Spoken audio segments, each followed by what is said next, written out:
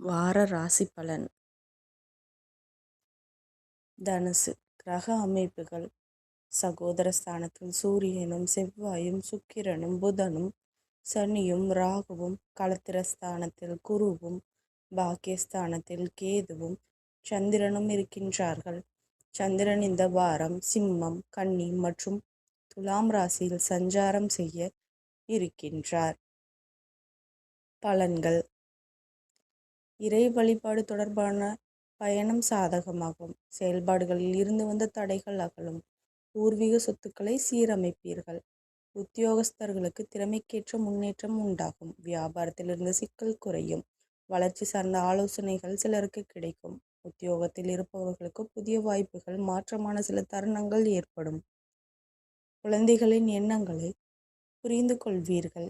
வீட்டின் தேவைகளை அறிந்து நிறைவேற்றி வைப்பீர்கள்.